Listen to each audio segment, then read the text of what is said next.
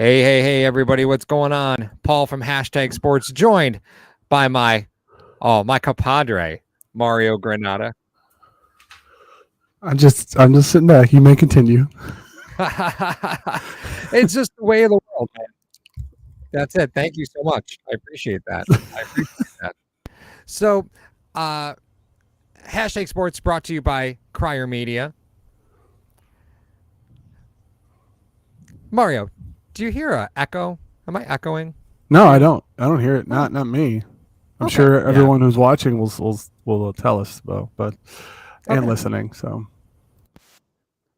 I do not hear an echo, sir. But Lovely. Okay, great. So thank you. Can you just take the reins for a moment, Mario, while I figure out what the hell I did with my audio settings? Sounds good, Paul. Sounds good. As always, you can find all of Hashtag Sports content on TikTok, Twitter, Instagram, and Facebook. Like Paul said, in association with Crier Media, tonight's show is sponsored by Mr. Rogers Homes, where he will be in the description of this video, as well as the 2022-2023 charity, Williams Syndrome Foundation, Hashtag Sports charity for this year. The last time we went live, we gave the state of the Buffalo Bills, and we tried to say a few things here and there on our end of what we thought about the Buffalo Bills, and a lot of things have happened since then. And we're going to go through a few things. I believe that if what we talk about tonight is what we talked about today, Paul and I are probably going to lose some friends today. So that being said, the truth hurts, Mar. It does. To have a little bit of fun, though. Lizzo was not wrong when she said the truth hurts. All right. You're quoting Lizzo now. We've come a long way as a society. So here's the deal, Mario. Yeah, I guess so. We're on iTunes and Spotify and TikTok, so I guess that makes sense. So I realized what my audio problem was because it was progressively getting worse. I had multiple YouTube tabs open to the stream because I was checking all the settings before we went live. So I had our video playing in the background, and that's rookie move right there. Hey, listen, thank you for stepping up. And because Mario's like, Paul, do you want to drive this one? I was like, yeah, no problem. And we start total train wreck. Thank you. If you're still listening, thank you. We have some Buffalo Bills NFL content to give you tonight. But you know what? It was very interesting to me because Paul, we don't. God, we've said this so many times. We don't talk because we don't want to waste episodes on phone conversations. This is the reason hashtag was created, guys. Yeah. So because we don't talk all the time, Paul with his 4 kids sometimes, and me with my 3 kids, we have very, very busy schedules. So if we talk, it's usually a lot of stuff at once. And when we do that, we'd like to do that with you guys. So that being said, some of the conversation that we had today was actually 45 minutes long, and it was filled with a lot of stuff, analyzing what's going on at One Bills Drive, and Paul titling the episode what he titled it may anger some of you by the end of the broadcast. But you know what? If anything, we're objective. So, Paul, would you like to take it away, your first analysis, so to speak? Yeah. So I think a lot of us, once we got into the offseason, right, the initial reaction was this Bills offense has to improve. Right. Yeah. Be that across the offensive line, be that at the wide receiver room, which I think probably got the most attention. The running back position, I think, was something that a lot of us were getting more comfortable with James Cook and realized that we could probably do a little bit better in the running back room as well. But the offensive line and wide receiver were like the things that had to change. Right. Yes. 100%. Right. So we walk into the offseason, the Bills have absolutely no money, and you start looking at what moves they start to make. And then you look at where Buffalo is right now. And I got to be honest with you, if people are still like Brandon Beane's improved this team, like it's the same thing that we've seen every year where they're, again, bringing back players that fans are already familiar with. So like nobody's going to be upset that you brought back Jordan Phillips, right? Like I thought Jordan Phillips played really well. I'm glad to see him back, right? But in the things that you needed from this offseason, you haven't gotten yet. And I feel like fans were getting a little frustrated with that early in the free agent process, but now are just like in full submission mode, right? Like they're just willing to accept because now they're comfortable because they see some players they like come back. So now it's like people have forgotten that this offense is still in total shambles from the position that you were in 2 months ago, right? Like nothing is any different than it was 2 months ago, with the exception that you added Connor McGovern, who was voted one of the worst offseason signings of this recent offseason. Again, context being what it is. Yes. Maybe they overpaid for Connor McGovern. He is better than the guards that they had in house. So that is still an improvement, but the fact still remains that you have no further answers at wide receiver than you did, several months ago.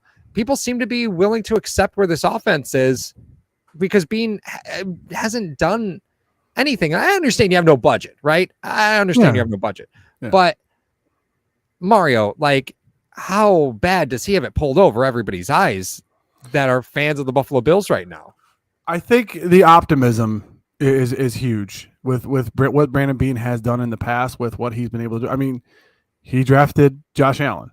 You got him on this team for that. You had Tremaine Edmonds. You got a bunch of these other guys that have come in free agency wise. How do you think Von Miller got here? You know what I mean? A lot of those things. If it's not a very big splash signing, I have relegated myself, and I think you have too, is the fact that Beane is just getting insurance policies of what's not guaranteed in the draft because the draft is so crazy. So, hey, are we going to get our guard in the draft? Yeah, we may not get him. We may get him. Let's pick one up. If we can't get our guard, if we want to go somewhere else. So basically what Beane has been doing over the past years when he's been involved with the Buffalo Bills is the fact that he's getting himself insurance policies, trying to cover himself for what he may not get at draft time. So I think that's what the biggest thing is. The one thing that you've said a lot of times is that, the rosters are at 90. Rosters are at 90. You can pick up all these guys. You can cut them later as a man. The way that Beane works it is that the Bills don't have a lot of dead cap. So it's not like you put rosters at 90, then you cut some. You got to cut these guys. He's not cutting guys that are costing him a lot of money against the cap. So I think the thing was, a lot of people were, because of last year with Von Miller, like, oh yeah, he was able to get Von Miller last year. Why don't you have any big free agent signings this year? People are expecting fillets, and he only has ribeye money. Right. And that's the problem that's going on with what's going. He didn't improve it. No, he didn't. He didn't do it because he couldn't. I think having a lot of media outlets, us being one of them, the fact that you're able to try to quell and subside some of these people that listen. There's no money to get any of these big free agents. You can't do that. So he's going to try to fix it in a certain way. But I think a lot of people are just saying, okay, he's been able to do this in the past. Let's see what he does now. If they trade a first-round pick for a established wide receiver, what would you think about that? I mean, they've done it before. It's one of those things that he's done before. So, I mean, in the wide receiver room so far in the offseason, you're now minus Isaiah McKenzie, which is fine, right? Like, I'm totally fine with that. I would have been fine with that 12 months ago, and I'm fine with it now. And then your offseason acquisitions have been Trent Sherfield, who people say they're upset that he left Miami. Again, kid's a speed demon, right? Yes, so they like the skill set. And then Deontay Hardy, who's a kid that has like 30 career targets on one of the worst offenses in the NFL the last 2 years, right? Like the New Orleans offense has been dreadful the last 2 years. So if you can only garner 30 targets in an offense that was so depleted in weapons, that doesn't give me a lot of faith that you're going to contribute here, right?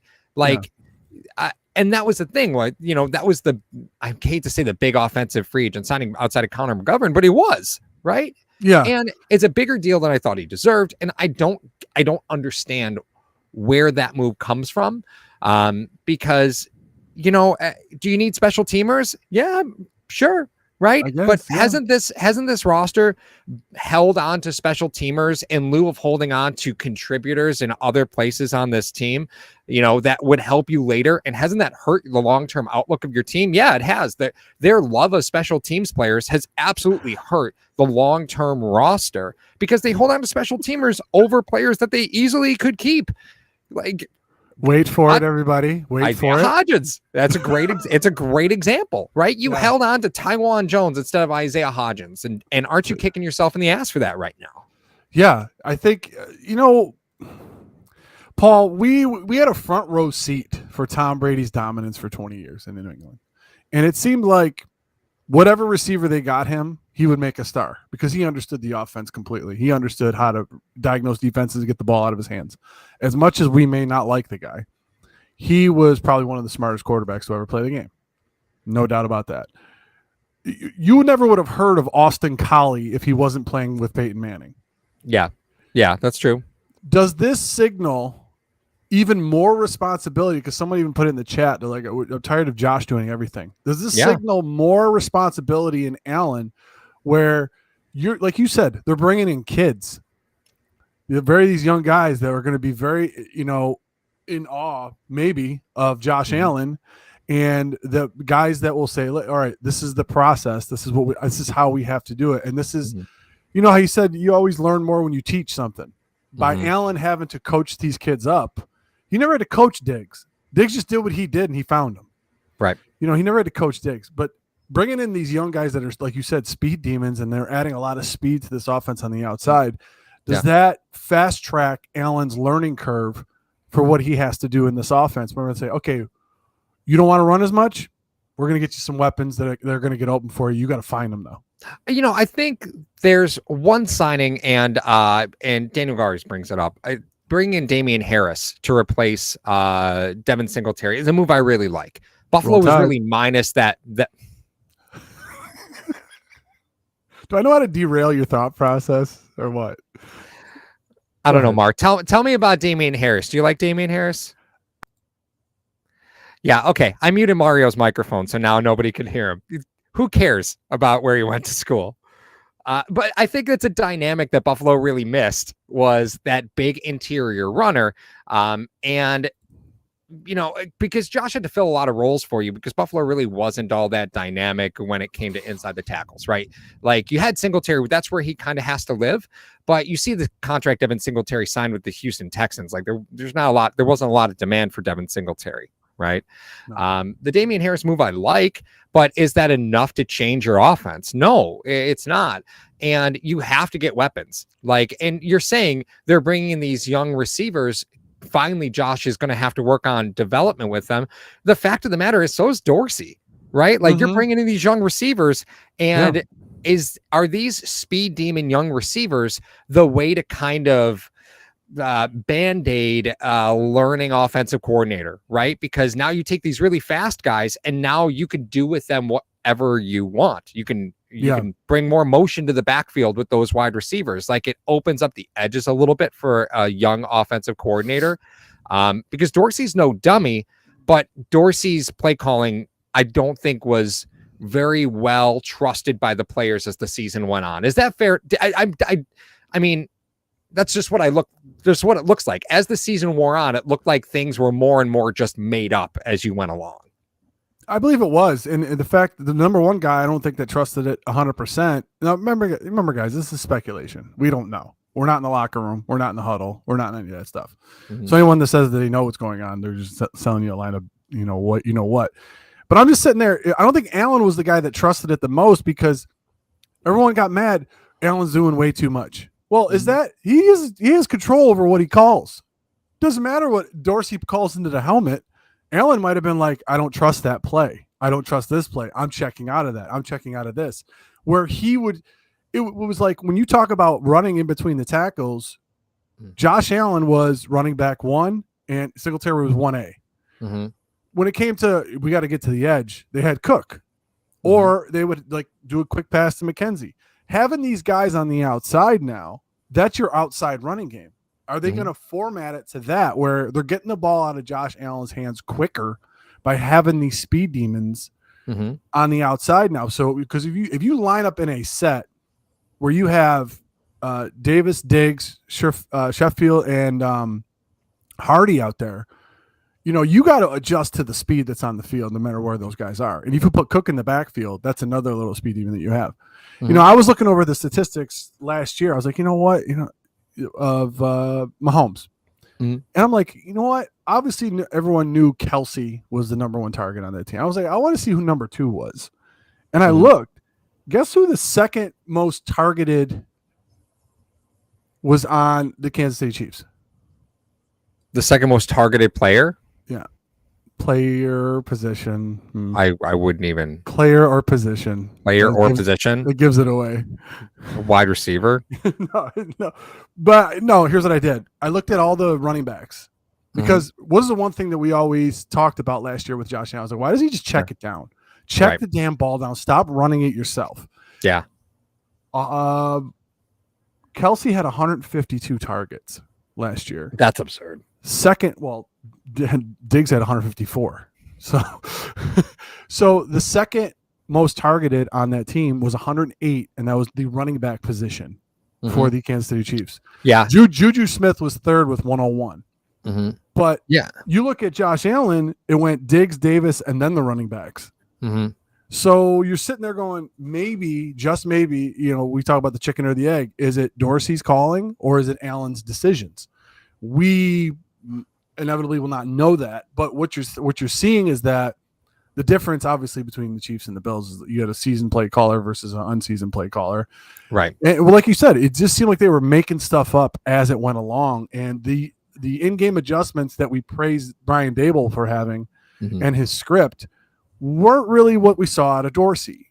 Even though Allen was still able to generate the numbers, it kind of camouflaged what the real problem was. I put a tweet out the other day, Paul, and #Nation, you tell me if I'm insane.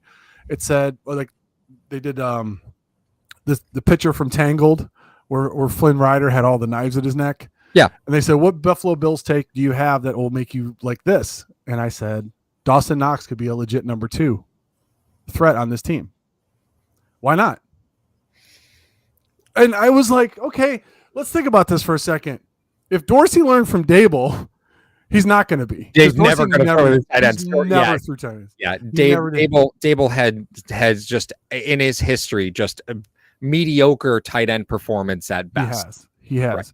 But what I'm saying is that if you have Diggs in the slot and you put him on the opposite side of Knox, why wouldn't that be the natural progression that Allen would go through? But Diggs and then Knox number 2 instead of Davis number 2. So by having these speedy guys out there, you spread the field out, which opens it up for everything underneath for you. Yeah. And I think that's a big difference, right? It's really hard to talk about an Andy Reid offense because he's one of the best offensive minds that this game has seen in the last 30 years, right? Like he creates so much space for players because the concepts that they run are so confusing, right? Like you're chasing players that whole time. Like it's just a lot of motion. So the one reason why wide receiver or why running backs are so prevalent in that offense is because there's so much confusion going on past the line of scrimmage. The running backs are just there to clean up, like that's what it is. But Andy Reid's offenses are so frustrating to go against. Just so frustrating to go It's against. A mutated West Coast, and I love it. Yeah. That's right. I see Antonio asks, I keep hearing the questions about Diggs asking for a trade. Diggs is not asking for a trade. Stephon Diggs knows where his bread is buttered. He's staying with Josh Allen. That's not going anywhere. People that say they know otherwise, no. No, I don't think he is. Would he love to play with his brother? Yes. Oh, yeah. The Buffalo Bills will not have a draft class if Diggs gets traded. Yeah. So no, you can't afford to trade him anyway. No, that's why. Yeah. Standpoint. Yeah. No, you can't. You can't afford to. You're trade eating him. So much on the chin if you try to trade Stephon Diggs, and it's just not going to work. Yeah. Paul, there's another addition to the Buffalo Bills that I don't know if you question it or you don't. Mr. Rapp, Mr. Taylor Rapp. Yeah, that one's confusing to me. Like that one got me because you already re-signed Jordan Poyer.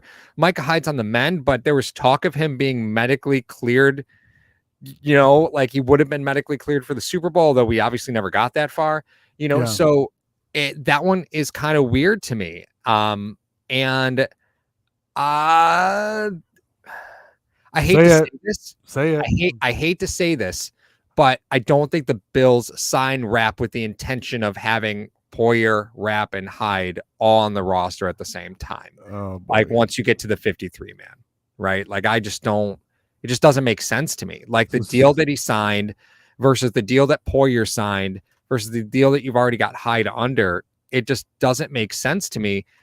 And you and I talked about it. Schematically, it doesn't even make sense. Like, you can look at it and say, oh, well, you got 3 safeties on the field. You can bring pressure anywhere. Okay. But there's big problems with that look. Okay, so I went over that look. Obviously, those are that know about it. It's a dime look. Okay, so you have 3 safeties, 3 corners, and you have Matt Milano on the field. My concern with that setup is how you're going to stop the run. Yeah. I mean, Milano is a linebacker. He's listed as a linebacker. He was a converted safety from college.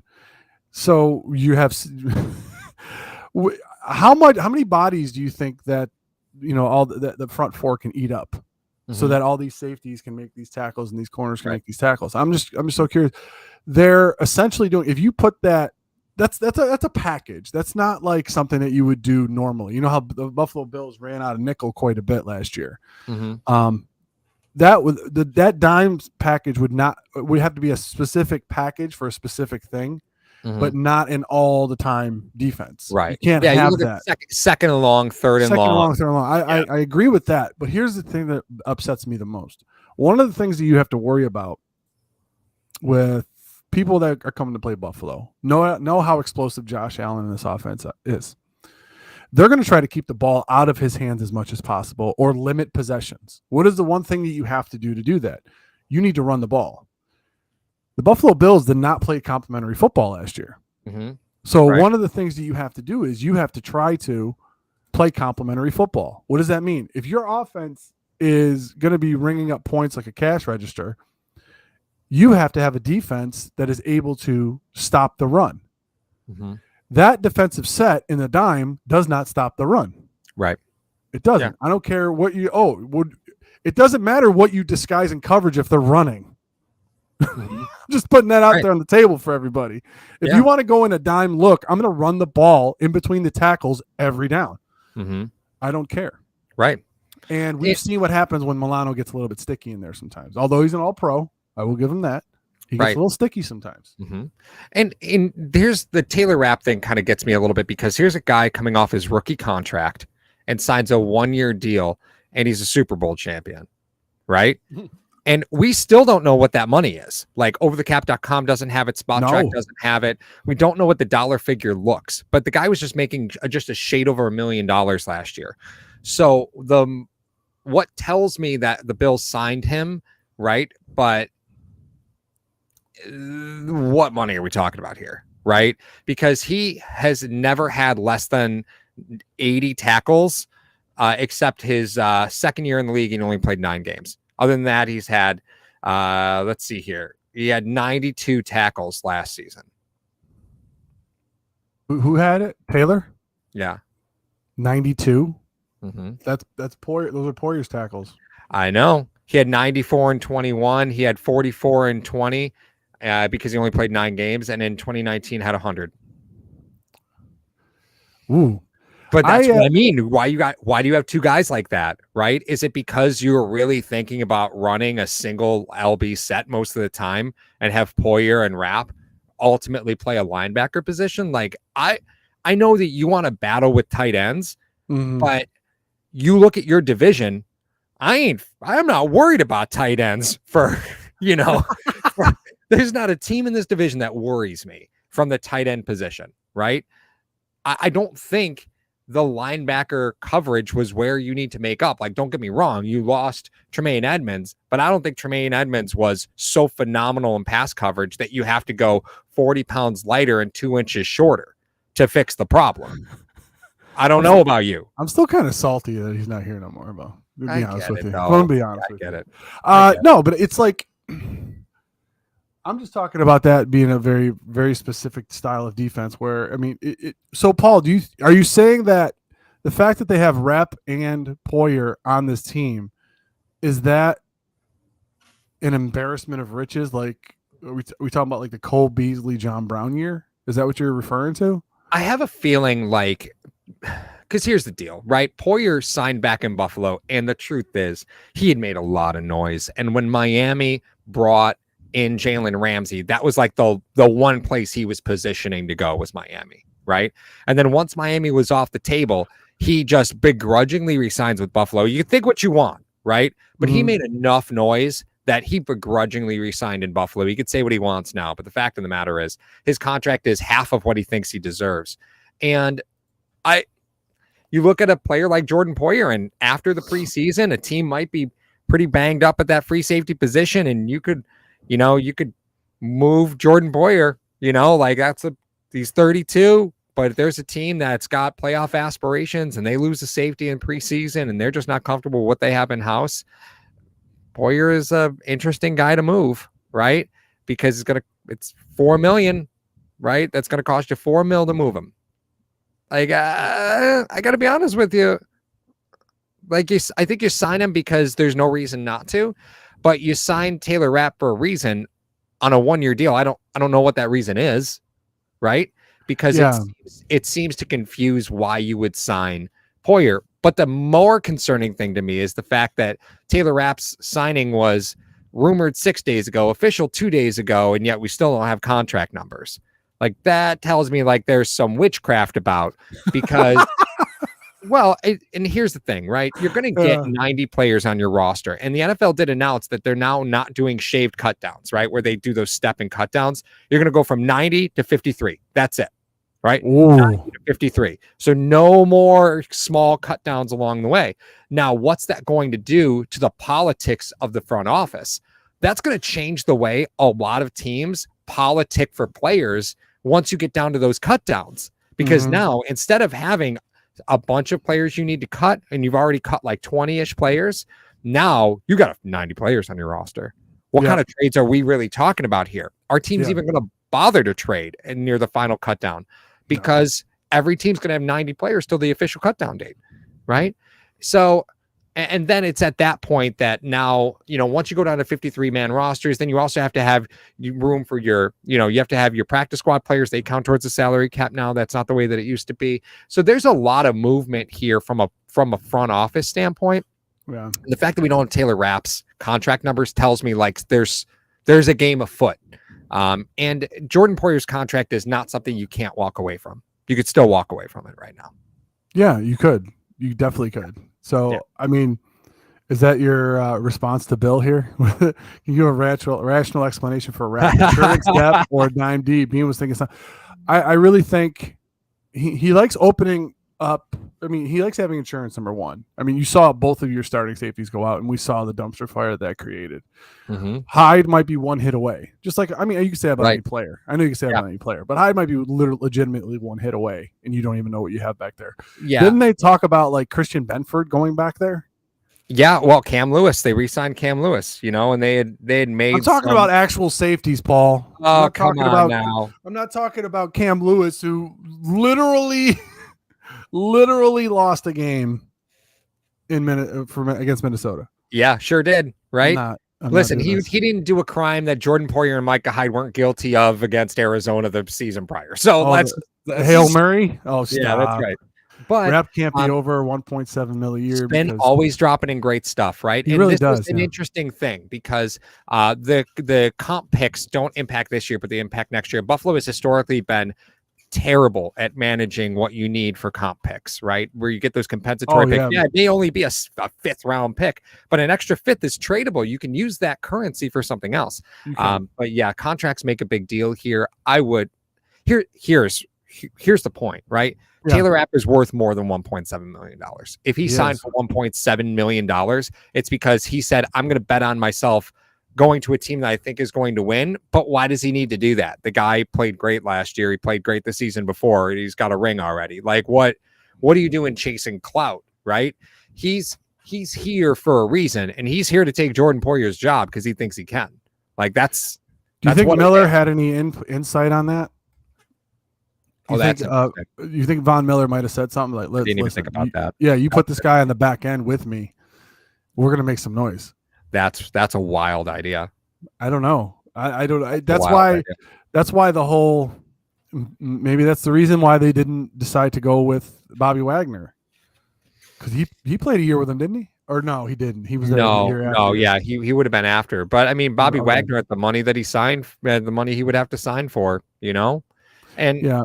and here we are again. We're talking about the defense, and if you go back and you look at what Buffalo has done right this offseason, so you lose guys left and right. You re-sign Terrell Dodson because again you're minus Tremaine Edmonds, so you almost have to re-sign Terrell Dodson. You bring back Cam Lewis. You sign Tyler McCavich for what reason? I'll never understand. Special teams, Paul. It's so important. Oh, God. Remember when they burned a 6th round pick on a punter because they thought their team was already loaded? Yeah. Yeah, that was Whoopsies. fun. Yeah. So, and again, like you're re-signing Jordan Phillips, which I mean, 1 year, $3 million for Jordan Phillips. I'm good with that, right? He's riding the wave, and that's a very tradable deal.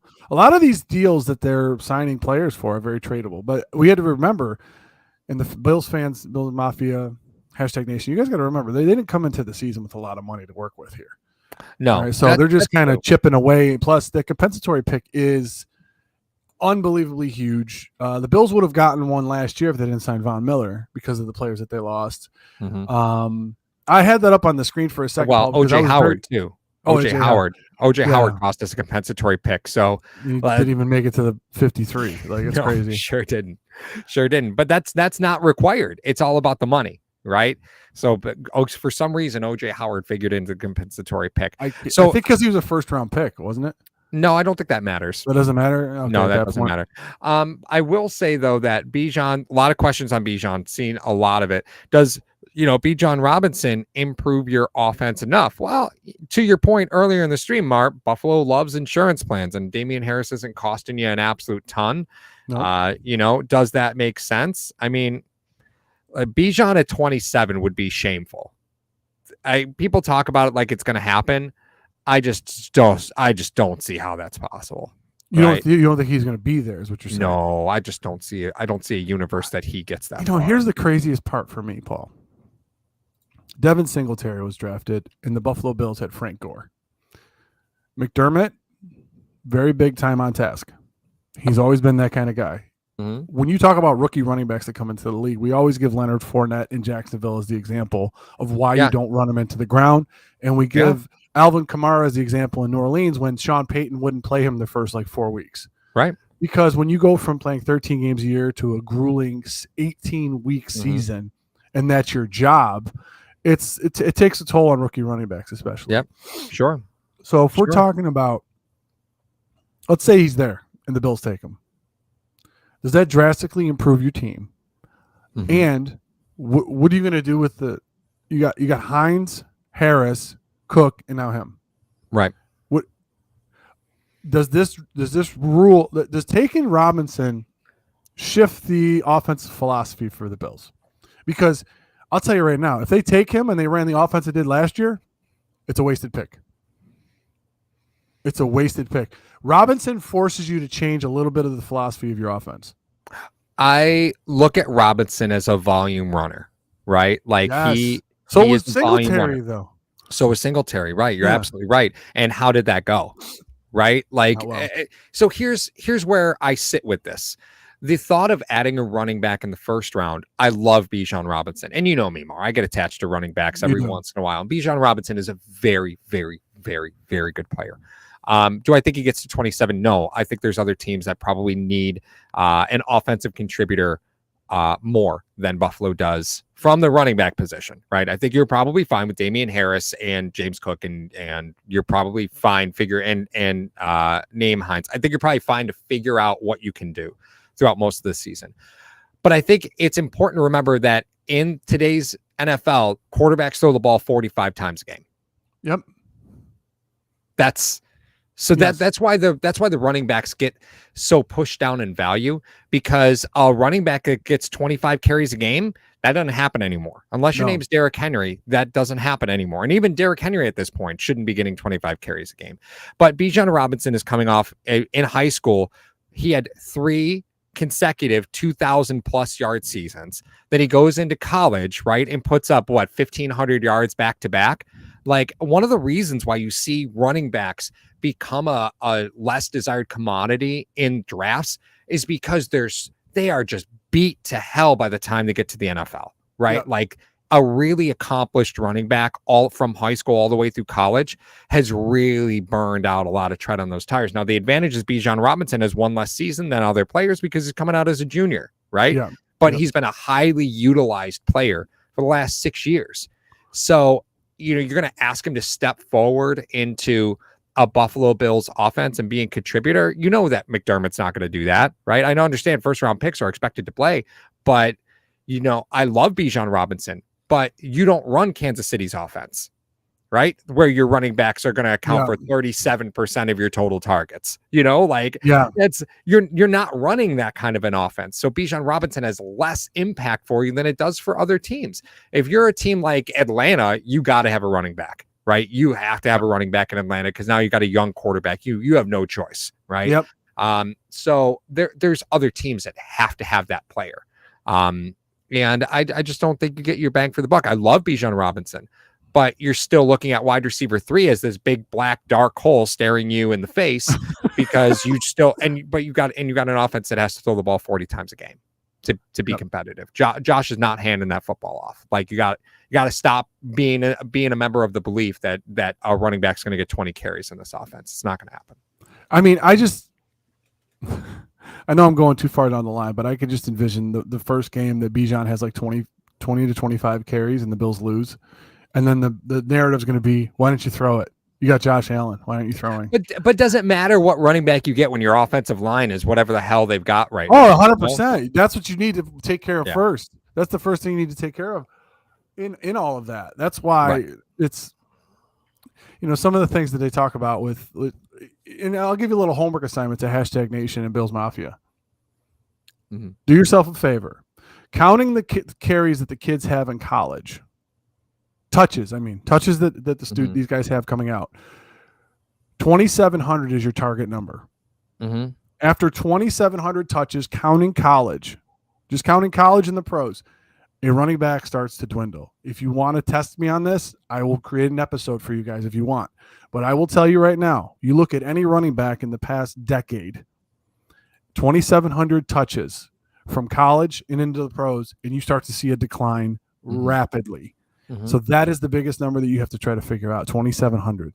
Right. Which, I'm not even counting high school, which you said he had 2,000-yard season. Like, that's insane. Mm-hmm. How much time? But I'm talking about it's almost like if we talk about it in the other way, you said it doesn't matter what running back you get if this is your line. This is the patchwork type of offensive lineman that you're going to have. You're not going to have really, really good elite linemen. You're not going to pick them up in free agency because, first of all, if you're an elite lineman, you're going to cost a bunch. Number two, teams aren't going to get rid of them. We talked about this during our free agent episode where, do you think they're going to cut this guy or cut that guy? If they're bringing in a young quarterback, they're going to keep the guy because obviously if you're not paying a quarterback millions and millions of dollars, you can afford an offensive line. The Bills are not in that boat. And the only way that they're going to get an elite offensive lineman is if they draft one. Right. So you got Connor McGovern is maybe an insurance policy. You have to try to figure out what's going on in your edges. Spencer Brown is an athletic freak and a huge, human being. Right. However, it just really hasn't panned out very much for him over there. Dawkins is slowly going to be making his transition down to guard himself. Mm-hmm. You don't know what's going on with Mitch Morse, who is one of two of your only over 30 players on the offensive side of the ball. Mm-hmm. I mean, Bates might be taking a lot more snaps this year because of I'm sorry. What did I say? Connor McGovern? I meant Mitch Morse. Mm-hmm. But that all being said, you got to try to do something. And going with a big fat guy that protects Josh Allen in the first round over Robinson, if he was there, I'd be happy about it. I would be happy about it. I want to point out an offensive stat in 2022 that I don't think is talked about enough. And Mar, you and I haven't talked about this, so go on this journey with me, right? But points per drive is probably the most underrated stat amongst most NFL fans, right? So how many points on average does a team score per drive? So, like, as an example, right? Kansas City led the NFL last year with 2.7 points per drive. So on every drive, they're averaging about a field goal, right? Which is almost an insurmountable pace to most NFL teams because you can't give them the ball. They will score points, right? And Buffalo wasn't far behind. Buffalo was 2.64. Now, of course, in the playoffs, right, things change wildly because Buffalo averaged like almost 5 points per drive, and we're not in the playoffs anymore. But that is not the point, right? The point is that Buffalo is ranked second in points per drive behind Kansas City, but there were huge parts of that were a major problem. They were ranked in the bottom. They were in the bottom quarter of the league in turnovers. They were 30. What was it? They were 25th in interceptions per drive. They were 31st in fumbles per drive. Right. So while Buffalo was scoring 2.6 points per drive, they were giving the ball away at a near league leading pace. Right. And you know what the most surprising thing about all of this to me was? That Buffalo was actually one of the top 5 teams in plays per drive, which again, we talked about Buffalo's offense. You could score from anywhere, right? Mm-hmm. No, Buffalo ran the 5th most plays per drive on average in the league. Wow.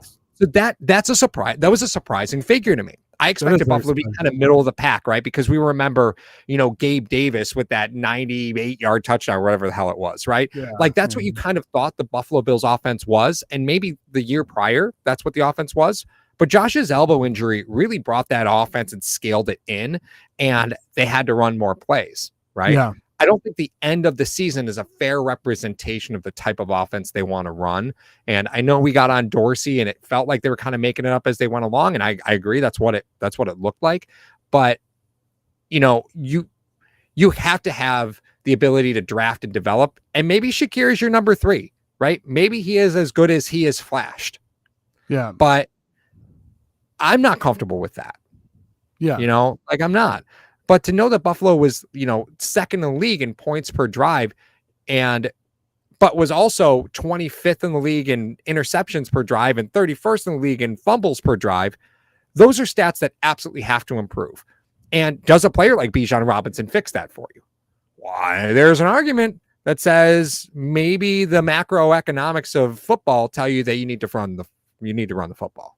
Yeah.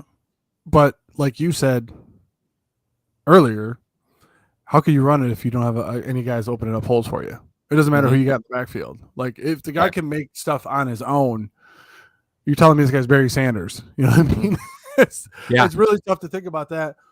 But if you're talking about from the perspective of, this offense, I don't know if there's another offense in the league that relies, like, what was it, 85, 86% of it was Josh Allen. Yeah. Like you're going to burn the kid out so that at age 33, he's going to be saying that he's one of the top 32 quarterbacks in the league. He's not getting paid like one, like I know we talked about this, Mar, and maybe this is a conversation for a different episode that we can film later, but Josh's contract is very team friendly right now. It gets bad in the middle of that contract, but the dollars and cents of the NFL, they got to Josh's contract at the right time. Some teams aren't fortunate like that. You look at Baltimore, and Baltimore is like a perfect example of just talk about how to handle things poorly, right? Like you go from having a QB that's happy and wants to be there to now the QB is demanding a trade. Like, and you look at New York with Zach Wilson, and they're like, what the hell do you do there? You just invested a first round pick in this kid, and it's a complete tire fire. Like there's problems in the league with quarterback, and you don't have that problem with you have Josh Allen, right? The problem is you might have a little too much Josh Allen, right? Like, he's such a remarkable athlete that the offense, revolves around him as it should with any quarterback, but you have to get better skill players around him, and you have to depend on those players. And the Buffalo hasn't done that. They haven't built it this offseason. And for some reason, people are just willing to give Beane a pass on it. You haven't objectively improved the offensive line. I don't think Connor McGovern is all that big an improvement over Ike Bucker or Ryan Bates at guard. But that's the commitment that you've made. You still have, in my opinion, a gaping hole at center because I just don't have any faith in Mitch Morse at this point. Like I think we're at a point of diminishing returns. you've got so many needs you can't address through the draft, and you don't have the money to spend because you spent, $4 million on Tyler McCavage for absolutely no earthly reason. And then, but that's the stuff that kind of burns you financially, like Deontay Hardy could cost you a compensatory pick. What universe does that make sense? When I think about it, as far as what, you have to do with Allen, you have to do with everybody, he camouflaged a lot of things that were going on last year, as a lot of really good quarterbacks do. Right. As far as I'm concerned, any type of move for the Buffalo Bills that takes the running aspect of Allen off the table, I am about. I would love this kid to have a very long career. And he can't do that if he keeps running. You're going to have a repeat of Cam Newton. Now, obviously, Allen has far different skill set than Cam. Cam was just an animal. I used to say he was LeBron James playing football because he was just so huge that nobody could do anything to him. But those hits take their toll like they do on anybody when you're playing this game. As far as that goes, and as far as Mitch Morse goes, I think if you're going to put more responsibility on Josh Allen, you take Mitch Morse out of there, because he's the one that's calling the line protections for you. You need Allen to start doing that. I totally agree with that. Because once he starts calling line protections, then he'll understand the defense differently. And I think he'll get the ball out of his hands more where he won't run it. I really think. And if you have these speed demons, now would be the time to do it, not next year.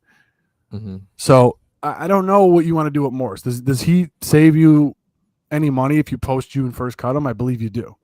I believe you save a few bucks if you post June 1st cut. Now, I know it sounds insane. Like, we're not just saying this is the number one thing you should do. The Bills have to do. They have to catch Mitch Morse. I'm not saying that, because you almost tip your hand if you do that. Because if the Bills went center, 27 is a perfect spot to pick up a center, Paul. Yeah. Oh, yeah. And that's been proven. That's been proven. Who was Creed Humphrey drafted? Okay, listen, it's that just came up in the chat. Donnybrook just said Creed. You could have had Creed Humphrey, but you took Boogie Basham. Yeah, was he a first or second round pick though? Was he first? Second? Oh, second round pick. Yep. Right. But yeah, you could have had Creed. Would it be a stretch to take any of the centers that are there right now? Obviously, but you put a rookie center with Josh Allen. You watch how that accelerates Allen's learning curve. Yeah. If you just have a monster up there that could. Morse cut saves 6 by AK Cash. Yeah, he is. Well, I mean, that's not totally true. So he's got $4 million guaranteed at least. Well, so 6 plus 7. So he would count 7, but his cap number is 11.3. You could post June 1st cut him, right, and spread that out. Yeah. So if you want, you could, right? But listen, rosters are at 90 right now. Like, you don't have to worry about Mitch Morse till after the draft. Exactly. But the fact of the matter is, you gotta really consider. Check that out. Walter S. coming in the chat. That's pretty amazing. Allen is averaging 109 rushes a season through 5 years. Cam Newton was averaging 120 through the same span. Mahomes, at most Mahomes ever had was 66. It's not that you need a bell cow running back. You need someone to call the plays that will give it to a bell cow running back. Right. Well, and Freshly just brings up a great point. How do we help Spencer Brown stay healthy during season line-wise? Spencer Brown has had hot and cold flashes. You can blame that on health, but Spencer Brown is also probably amongst the more limited offensive line players that you have, because while he's a complete freak of an athlete, he is not built to play guard in today's NFL. Like, a lot of times you talk about drafting tackles, shifting them to guards. You can't ask Spencer Brown to play guard. He's actually just too big. He's not. What's the best way to put that? He's not sturdy enough to play the interior position. Is that like a fair way to say that? He's just not sturdy enough. Let's just put it this way. If you look at drafting a tackle and possibly moving him to guard, just put Spencer Brown next to Deion Dawkins. Yeah. Dawkins has the, what we're going to say, caboose to sit there, and you could slide Dawkins down to guard if you wanted to, and he would make a transition and extend his career maybe 3-4 years. Right. Spencer Brown is too much of an athletic built to slide down in the middle to be any kind of consistent force in there to open up holes for somebody. Yeah. He'll steal the edge for you. Stoutness. Yeah, there we go. Stoutness. Thank you, Andy. Thank you so much. That's right. I will say, I just see Spin say cut Oliver over Morris. You actually can't cut at Oliver. His $10 million salary is fully guaranteed, 10.7 mil. So because he's on a 5th year option. So he's counting against the cap. The only way you'd be able to cut him is post June 1st, cut him, and then you're still taking 4 to 5 mil this season. Like you're gonna save 5 mil. Yeah, it'd be like being at a restaurant and you get a full pitcher of beer and it's sitting there and you go, well, I don't want this. You can just throw it out. You're like, it's already paid for. Yeah. Fine, I'll drink it. Yep. Yep. But you could trade him for free. But no one wants at Oliver, guys. Like, oh my God, let's get a shovel and dig up this argument. No one wants at Oliver. Like, nobody wants him. He's an undersized defensive tackle in most defensive schemes. You can't use him in a 3-4 system. So any team that's got a 3-4, just cut them right out of the equation because he's not a 3-4 defensive tackle. You can't ask him to play it. He's making 3-4 end though. He's 3-4 end, right? But you're asking for a guy who's making $4 million more than he should on a 1-year fully guaranteed contract. Like, Buffalo would be lucky to give him away. So cut that. Not trading at Oliver. Like, it's not going to happen. It's a pipe dream. And instead of the chat, what I want #Nation to do you can do it right now real quick, or you could do it in the after. Put down in the chat or in the comments what you want the Bills to go with in the first 2 rounds. Because me and Paul are gonna clip an episode about that, and we're gonna talk about it. Because Paul and I actually had a bet last year. I said that they were going to go corner and running back. He said they were going to go running back and corner in the first 2 rounds. And the bet was a push because we were both right. Yeah, true story. The combination of both. So I'm very interested to see what you guys want them to do. But if you put it in the comments, we can read it later. I'm not going through the live chat again. No, it's okay. That's fine. You just go right to the end of the episode. Put it in the live chat. It's no big deal. Put in the live chat? Okay, I'll do it at the end. Okay. I'll scroll through that then. You guys can put it in there now. But Paul, it just infuriates me sometimes when the business side of football and the on the field side of football, this is what we're in. When the season ends, you got all that time up until March, which is the beginning of the official league season, and then everything up until the draft. You start seeing these guys going back and forth, and then all the way up until you're supposed to get that 53-man roster set. What do you do? It's all the business side of it, and what do you think you can do with this guy and that guy? You know what? Right. We don't know where Beane has all these scouts going, because there's always speculation for everything, because everything is put on social media now. But he may have seen something. You may think addition by subtraction. Like, what if Hill or somebody or Waddle get hurt next year? They don't have Sheffield there. The Bills got him now. If you want to talk about that speed demon from the Saints, Hardy, he may be a guy that could do some gadget plays for you that McKenzie did, he doesn't. That's probably better than McKenzie. They're opening up options. That's the only thing I could say that I like about the moves that Beane has made that are really, really cheap moves. But the crux of that whole thing is what we talked about 2 years ago. Buffalo is now a destination where players will take cheaper contracts to go there. And I think Taylor Rapp is one of those guys. Right. He's like, I probably could have gone anywhere. I could have gone here. Probably could have re-signed with LA. No, I'm going to go.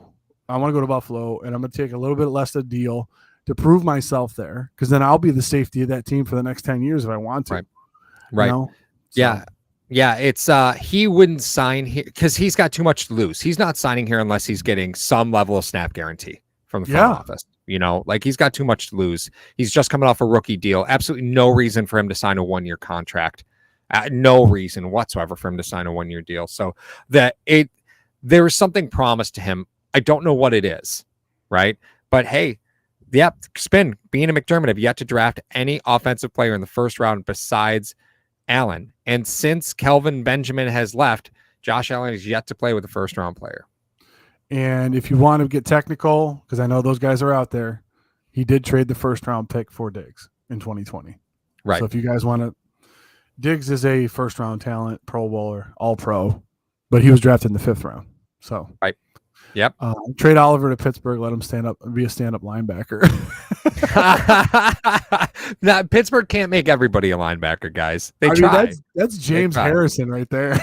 Oliver would be James Harrison. Right.